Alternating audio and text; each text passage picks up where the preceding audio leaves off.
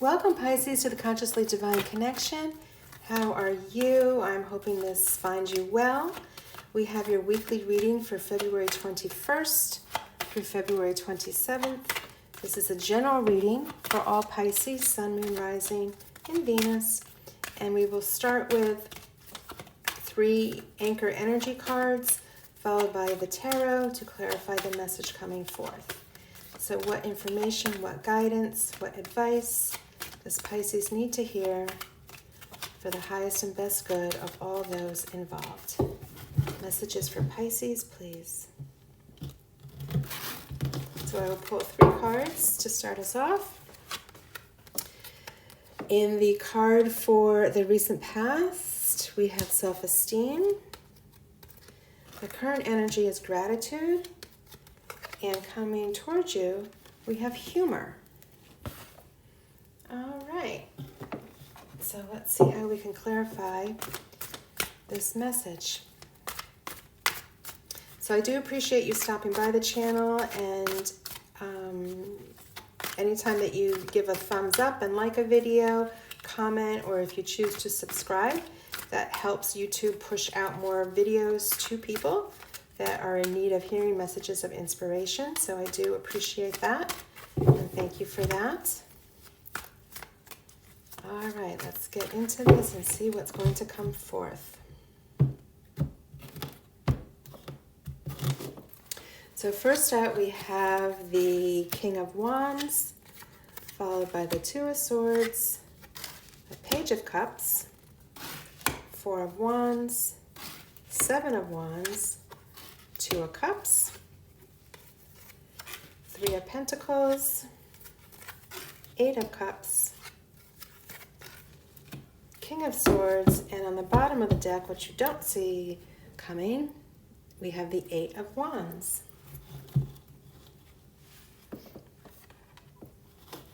All right, so the anchor energy is self-esteem. I possess gifts of the soul that benefit me and others. Oh, wasn't that beautiful? Very, very beautiful.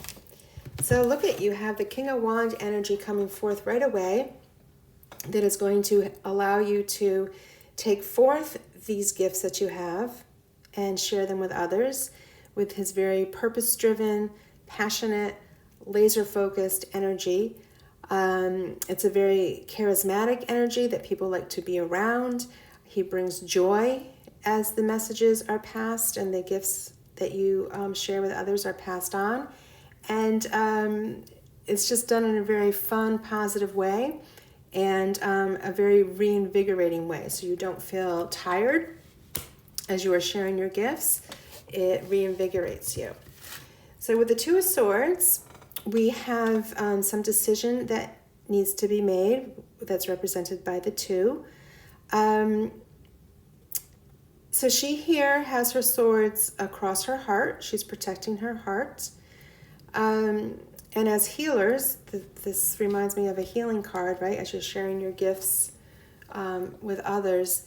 As a healer, we do have to remember that we are always coming in contact with other people's energy. And it is important that you do grounding work, that you protect yourself with the white light, whatever practice you use, because you don't want to take on other people's stuff, right? You don't want to take on other people's emotions. You don't want to walk away with any of their negative energy that you were trying to help them clear. So that would be one thing I would think about, is making that choice to be diligent about protecting your energy field when you are sharing your gifts with others. And that goes for people that are not healers either. So, I often view teachers in classrooms as healers. Some of them might not realize that that is the capacity that they are serving, but they are. They are helping children process emotions and helping to keep a harmonious environment, and that's healing work. So whether or not it's actual hands-on healing, really any aspect of yourself that deals with a group of humans healing work. So again, making sure that you are protecting yourself and being aware that that is something you need to do on a daily basis. So with the Page of Cups, we have a young, vibrant energy that's very curious. The cups represent love, joy, abundance. The cup is overflowing with opportunity. Pages often bring in messages. So there may be something coming in, a new situation where you're able to share your gifts with more people or in new situations. And this page is just joyful about that opportunity. He's very curious and using his imagination to bring forth a new opportunity for you. In the area of the current energy, we have gratitude. I am thankful for this life and the opportunities that it presents. That's a beautiful statement too. And look at this. You are operating with a whole lot of gratitude here with the Four of Wands indicating a celebration. This often is referred to as the wedding card. In this case, we see someone walking with the wreath of victory over their head, and they are being admired by a large group of people. So it is certainly a festive environment, and there is some sort of celebration and acknowledgement of an achievement. It could be a graduation. If it's not a wedding, it could be, passing a certification course or something along those lines for work. So clearly, there has been a reason to be grateful for this achievement that you were allowed to bring forth. So you are represented here by the Seven of Wands. And this is interesting. So if we're looking at it from this place of gratitude, it is somewhat of a defensive energy in that these wands are upright and this individual is looking to push against the wands, but there's nobody pushing the wands. So it is an invisible or an imagined effort. So I think it's asking us, as we dwell in this energy of gratitude, it's asking us to let go of any restrictive or defensive energy that we may have held onto in order to achieve some of these opportunities that were presented to us. So in order to be victorious, we may have felt that we had to defend our skill set, defend our beliefs, something along that nature. And really, the gratitude card is asking us to be gentler on ourselves, all right? To not feel that we have to make that defensive posture, and to just be kinder and gentler on ourselves, because whatever we're defending against here, it's imaginary. All right, so it's really kind of in our ego mindset. You're well protected. You don't need to defend against anything. All right, so just something for us to consider, because here we have another very harmonious card. With the Two of Cups, we have a partnership here. It could be a romantic partnership. It could be a business partnership. But there is, or just a friendship, there is a relationship here that is very committed to.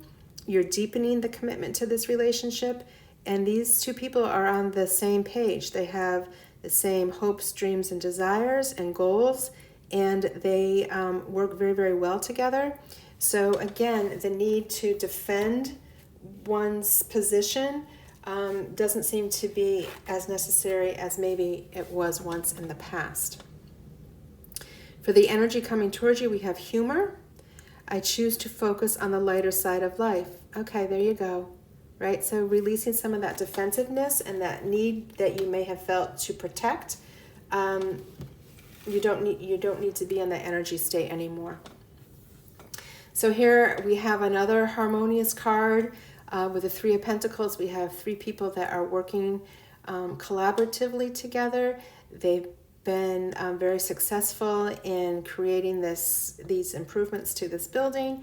There's mutual respect amongst everybody, and there's just a lot of happiness around working together and bringing this idea forth.